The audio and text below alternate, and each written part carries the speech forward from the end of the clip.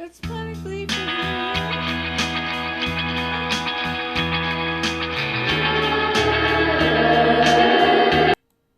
That is a song uh, from my band Scarlet Experiment. It's called Goodbye Racism. And Ian Caporelli and I wrote it back in summer of 2015. And now here we are in winter of 2017. And it turns out that we really need this song and the words. And this is the New Year's show for Planet Glee. And maybe you're wondering, well, why doesn't she have a guest? Well, actually, yesterday, our very famous actor from Italy and Cairo, Egypt, and I did a show together, and you'll be seeing that in the next week or so. And so tonight I decided I'd rather just, do my own bit of, I don't know, just what I've been thinking about, what I do. I haven't spoken. I spoke a lot about Bernie Sanders a year ago, and how I thought that I really thought he had a chance, and you know what? He really did have a chance. A lot of states voted for him in the primary, and that was reassuring, that the United States public wanted change, and they wanted it. They wanted the change to be very radical. And unfortunately, the way the election turned out was radical, but in the conservative direction and in the direction of going toward the past. And when I listen to one of my favorite radio stations, kpfa.org, I find that they're constantly talking about the past. Well, we're in the present right now, and we have to deal with the present and all the things that happened to make this country a place where people wanted to go. Yes, we know that so many laws were passed in the past, and right now we are dealing with.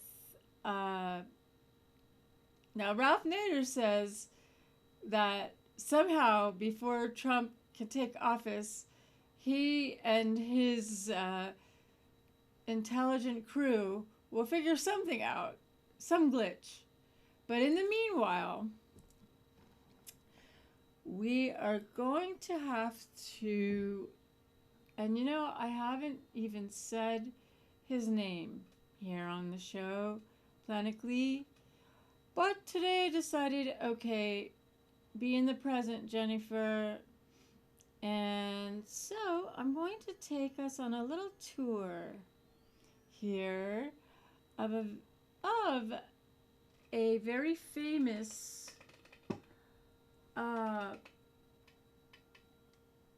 law center that was created in the past, along with Dr. Martin Luther King, etc.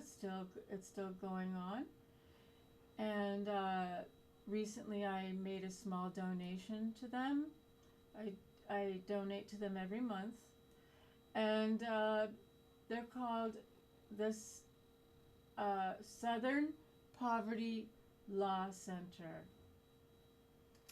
And let me see if I can get this view full screen. pretty close.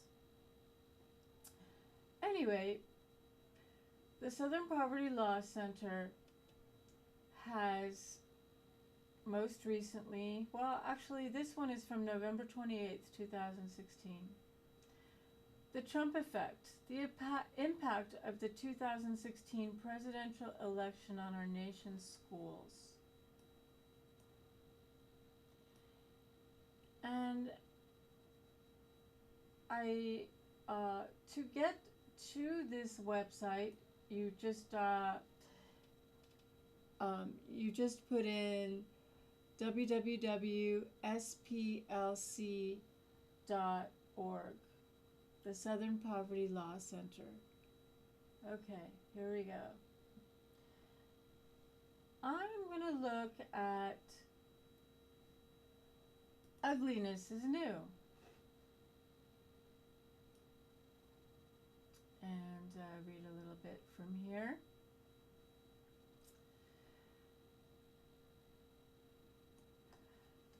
And it says, and you can probably see it, in the first days after the 2016 presidential election, the Southern Poverty Law Center's Teaching Tolerance Project administered an online survey to K-12 educators from across the country. Over 10,000 teachers, counselors, administrators, and others who work in schools have responded. Their survey data indicate that the results of the election are having a profoundly negative impact on schools and students. 90% of educators report that school climate has been negatively affected, and most of them believe it will have a long-lasting impact. A full 80% describe heightened anxiety and concern on the part of students worried about the impact of the election on themselves and their families.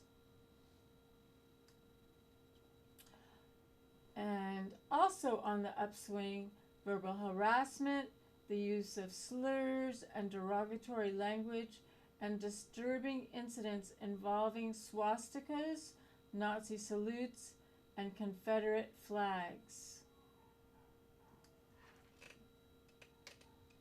That's just the start of it. And I really believe that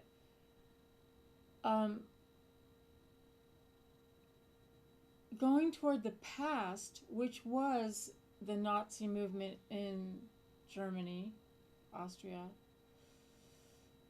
and bringing it back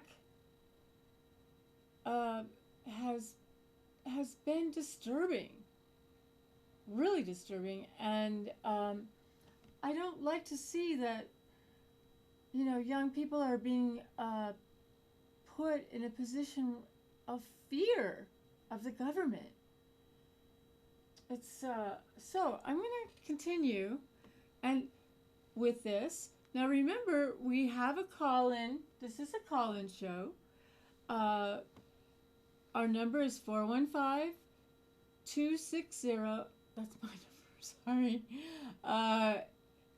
415-861-6648. And please call me up. I would really love to discuss this with someone, anyone who really, you know, is affected by this emotionally, intellectually. So let's go back to the Southern Poverty Law Center, whom we can thank for being here still.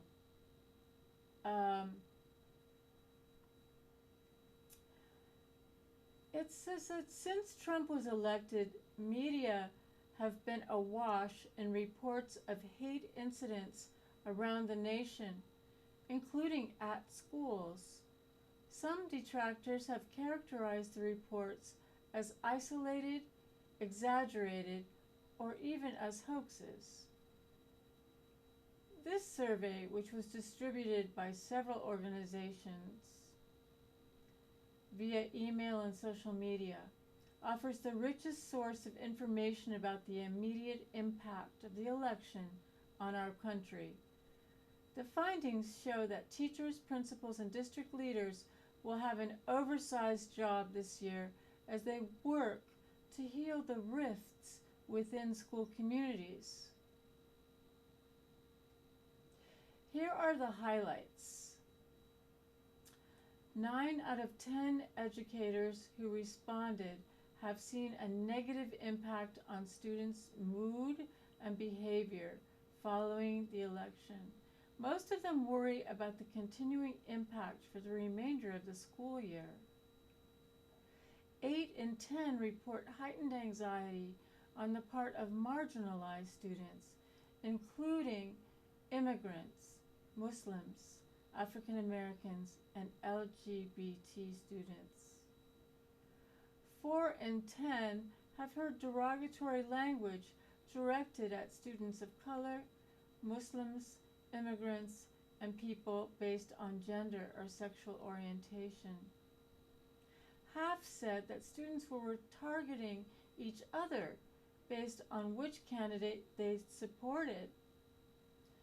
Although 2/3 report that administrators have been responsive, 4 out of 10 don't think their schools have action plans to respond to incidents of hate and bias.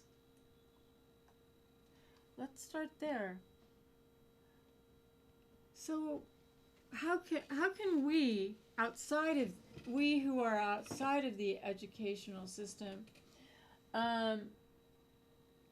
in public access television, as we are here in San Francisco, how can we help educators throughout the country on how to respond to incidents of hate and bias, and how can we help identify them? Obviously, the Southern Poverty Law Center deals with law. So many people fear that under a Trump-led cabinet of what do we want to call them? Public servants, which is what they're supposed to be. And if they're promoting hate and racism and bias and even all of the attempts to send people back to the country they came from, all that stuff. I want you to, at least on this program, on Planet Glee, I'm going to stay vigilant on what the Southern Poverty Law Center has to say about how our young people are being affected and how this new administration, if it happens next week,